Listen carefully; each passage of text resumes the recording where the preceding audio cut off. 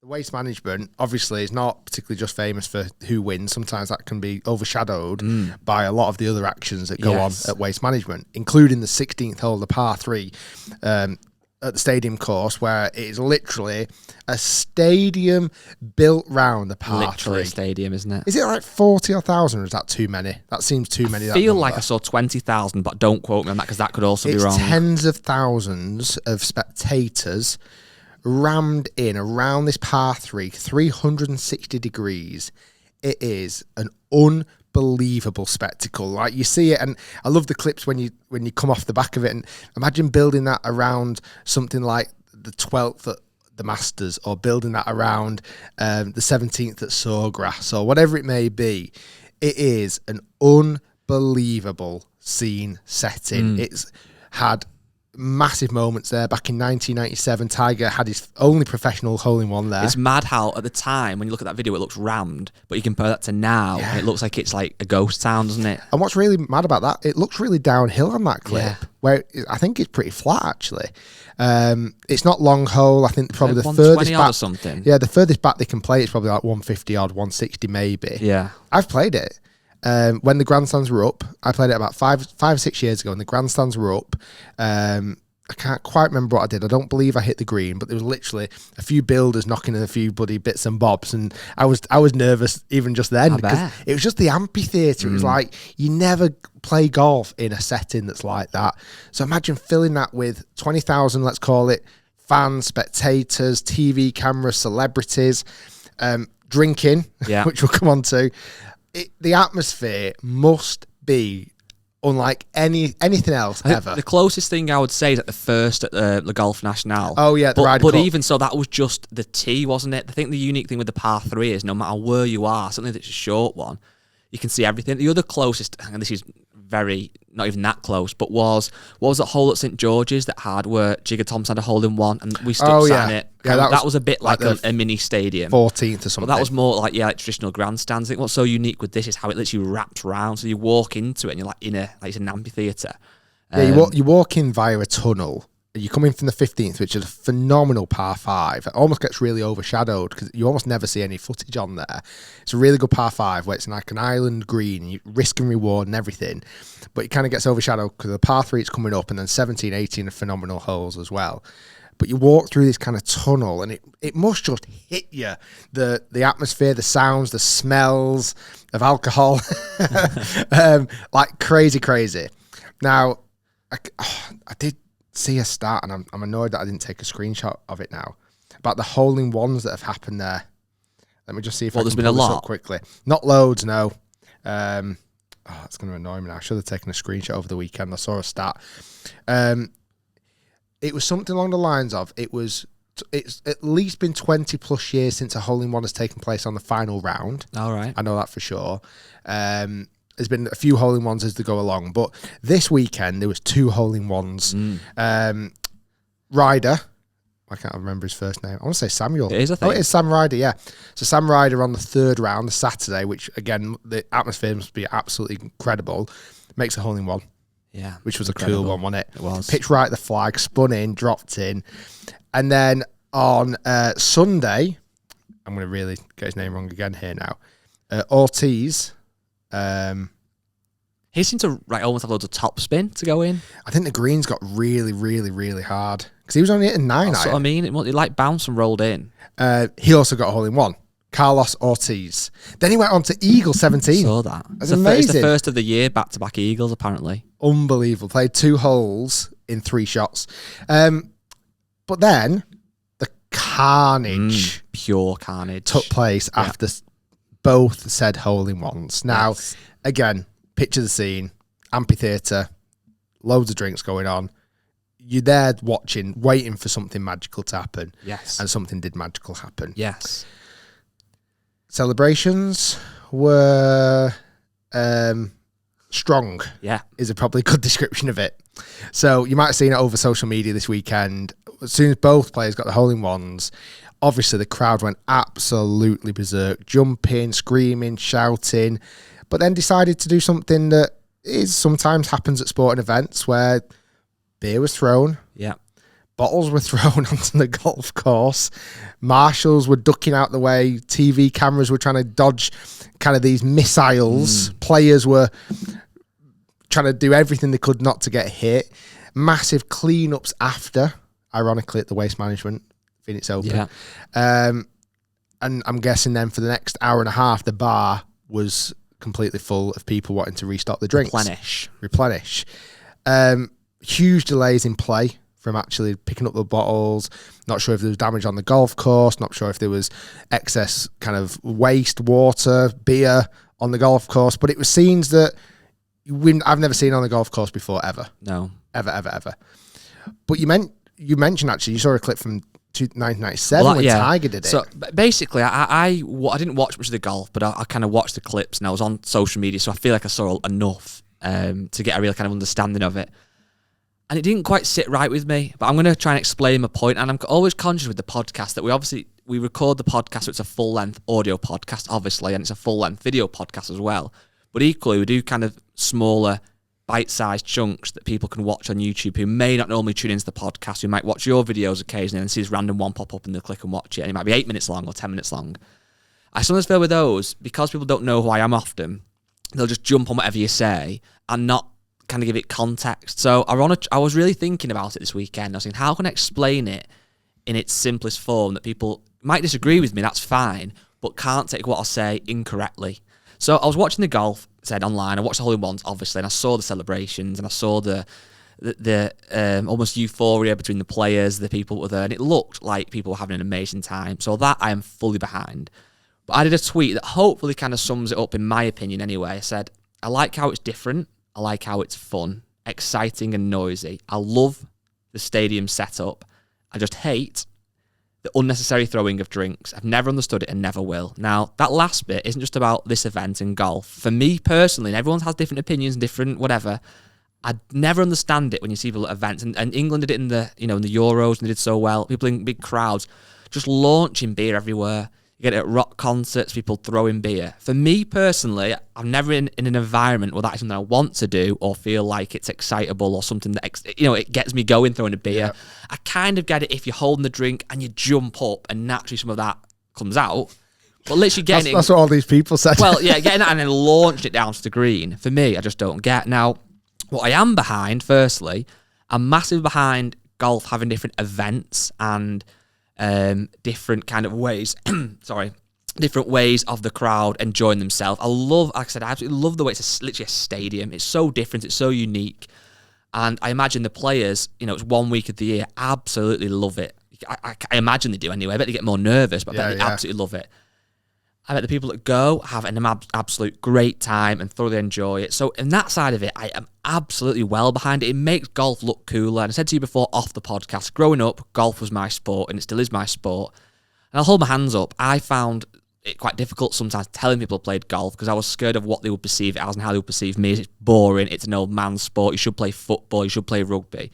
So anything that ever happens in golf that makes the game look a bit cooler, I feel kind of proud of because I feel like, you know what I mean? So I'm absolutely behind that. I don't want it to be seen as stuffy and old men and boring. I love the explosion, the excitement. I just don't like people launching beer, partly because I don't get it. You've paid probably $8, $10, whatever it is for a beer, and now you're throwing it. Yeah. Secondly, you're throwing it thinking, well, I'm not going to that up. Somebody else can. Yeah. How horrible is that attitude? Yeah. And lastly, I mean, I know this is a really deep point and might not be as relevant, but people in the audience looks like they're all taking part. But the better than not, there's some people who don't massively like. They want to be there for the atmosphere, but don't want to be covered in beer. They might have a new outfit. They might not drink for religious beliefs. They might not drink because they might have struggles with alcohol, whatever it might be. And you're throwing beer all over them. I just don't think it's pleasant. Now you could say, well, don't win that grandstand because that's what happens. But that's not fair. Like you can't say this is a grandstand only for people who drink beer and only people who want to get covered in beer. I just don't think it's right. Yeah. And that's nothing to do with trying to be a killjoy. That's just my own opinion. Yeah. I think you've articulated it really well. And you asked me this morning about what I think, and I probably have not overthought it. I've not thought of it into it too much because I'd almost feel like I'd slightly contradict myself because when I look on the TV and you're right, to your absolute points there, I'd actually be like, God, yeah, that is stupid, isn't it? Like, why are they doing that? but I know full well if I'm there, I'd be one of the idiots. Yeah. At least I would. I just know I would. So I would find it really hard for myself to kind of almost contradict it, because you almost get wrapped up in the environment. But you mentioned today, if I was there with my family, if I was there with my kids, things I would react differently. I don't think I'd have the same reaction every single time in every scenario. But you weren't the only one. So I put a tweet out. A series of tweets actually, but just out of curiosity, do you like the crazy celebrations on the 16th hole at the Waste Management? 67% said they love it. 15% said they hated it.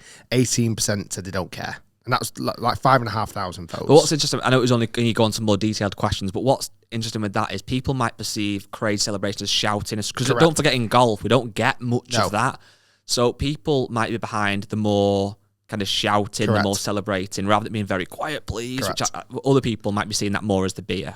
Lastly, even though I'll go on to another question, lastly, is it good for golf or bad for golf? I'm thankful for this. 84% of people do think it's good for golf. And I'd agree with that. Yeah. Like, how many new people have never... And I almost think of that audience. I almost don't think they're a golf audience as well in that grandstand. The question I would have, and I don't disagree, I think, because I did this survey that you put on, partly because I wanted to put my own opinion in and also see it, so you have to click the answers to get the results. So I clicked, yes, it's good for golf. So overridingly, I would probably say it is. But then you think, why? I just think it's getting more eyeballs, and it's like the fun. You're seeing players having fun. Yeah. And I'll come on to another point in a minute, because I actually watched the last few holes of the golf last night. My wife, Claire, who doesn't play golf, not that massively interested in it. I was asking her a few questions, but I'll come on to it in a minute. So I do think you see players in a different setting. I think they're a little bit different in that environment. More relaxed. Possibly, yeah. I'll come on to another point in a minute. So good for golf, 84%. Last question. What do you think of the beer throwing? This surprised me, because for a long time it was actually 50-50. For a long time I was like, what? In the end, it became 62% was downvote. Yeah. Still 38% upvote. I actually thought, in my head, at the time, I thought, surely it's going to be 90% down, 10% up. When it started at 50-50, I'm like, what? And it's just tipped on the scale of downvote.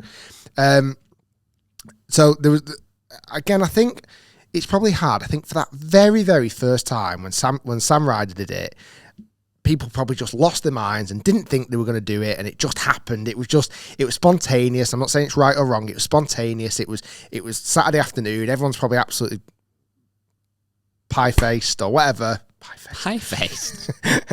I've had 6 meat and potato pies. I couldn't think of a nicer term to say. Drunk, bladdered. The one I had in my head was not family friendly, so I thought I better not say that one. So I think in that environment, it was like, oh my God, like, whatever. Yeah, but that's not natural. There's nothing natural about throwing. Look at what you did with your hands then. You're, like a roller coaster. That movement and getting a beer and going, ugh. It's not the same. Only takes the one person to do it, probably. And then what happened then on the Sunday when it happened again, I thought, obviously, you know what's going to happen. The players knew what was going to happen. I felt really, really sorry for the marshals, because they'd experienced it on the Saturday and probably didn't like it. They're now like literally ducking for cover. You had even cameramen ducking for cover. And I thought, oh, come on, guys. Maybe you could have learned from day one. You know what I hate about it, though? Is the fact that, like, I used the analogy before off camera to you, that if you went to a nice Sunday dinner with your wife and they said, unfortunately, Mr. Shiels, I don't know, I didn't know your name, let's just say they did, the bar is full inside, but it's the middle of summer, we've got a lovely table outside for you. And you go, okay, let's go, we've got your 3 kids with you, they're going to play on the adventure play thing. Oh, and by the way, we've got a big, massive 40-foot TV screen outside. And as you know, it's the Manchester United versus Man City derby today. And you go, well, I'm a big football fan. That's perfect. You're eating your Sunday roast, watching the football. Next thing, not Rooney, going back a bit, I watched the Rooney documentary today. Ronaldo scores the winner and United win the game. You're in every right to celebrate. Might give it a little fist, but might even stand up, might go and shake hands. Cheers, everybody. You might shake hands with one of the dads who's got 3 kids with him and say, well done, old fellow. Well, at no point, jolly good game. At no point, you can express your emotion. You might even give it a quick, get in. Sorry, I have to bleep that, Matt. But there's no instance where you're going to start throwing a beer. No, in that just setting. Because you're with other people, why does that mean you have to fundamentally change how you celebrate and start throwing beer? I'm a bad person. No, but it doesn't mean you're a person. But why? I don't understand what part of it elevates the experience. I don't know, but this is why I really, really can't say I'm absolutely 100% against it, because I don't know why I'd end up being one of those idiots. Yeah. I would. And I'd probably hate myself for it. I know. I think that, though, on a deeper level, though, and this is completely different kettle of fish, but that's why, like, football grounds, a lot of these things negatively happen, whether it be throwing or people shouting things that aren't right, because, like, oh, well, I was at the football, it was all right, it was mob mentality. Yeah. Like, if you don't believe that fundamentally, why should you change who you are to fit in with the surroundings? I just like to fit in. And then, I must admit, so then second holy one, I thought, oh, it's going to happen again. And I thought, yeah, okay, expected. The 2 times, however, not that the other times I completely condone, but the next 2 times I thought were absolutely ridiculous. But that's the point, though, isn't it? It's on or off. That's what you can't. They're not going to have it like you're saying. And I kind of, again, I don't agree with it. But if it's going to happen at all, it's on a hole in one in it. But then it's like, didn't you say Justin Thomas chipped in? It was absolutely ridiculous. Yeah. In that time, you're thinking, oh, come on, like you are now actually taking the mick a bit. He was at the back of the green, he chipped in, he was kind of giving it all this to the crowd, like, and then suddenly beer started getting thrown onto the golf course again. I was like, oh, I didn't expect that. Yeah. Like, not that time, because they are, I don't know. And even Justin Thomas's face was like, oh, for God's sake, are you joking? What the hell is this about? And then the other time, did you see the other one, the Harry Higgs one? Yes, we pulled his top up. So Harry Higgs, that obviously, funny. Really, well, that's weird though, because I didn't massively like that. Like, I didn't like him doing that, and I didn't like Joel Darham taking his shirt off and swinging it around, thinking, oh, bloody hell, like, is that? And then beer was being thrown on again. Yeah. I'm like, oh my God. Like, I think the thing is, I mean, I probably wouldn't personally celebrate taking my top off and spinning it, but for me, I thought it a bit funny. It's more when you're throwing stuff, it's like, I'm going to throw this beer, but I'm not picking it up. Some other peasant can collect this beer for me. I know I've overthought it, but I've spent the weekend trying to understand how I feel about it, because it just didn't sit quite right with me. And I think there's a fine line. As golfers, as people in the golf media, whatever, we want golf to look cool. Yeah. We want to inspire more people to play. That's all great, and I do. But there's a fine line between showing people having an amazing time and just looking foolish and just like it's a mob mentality. Yeah.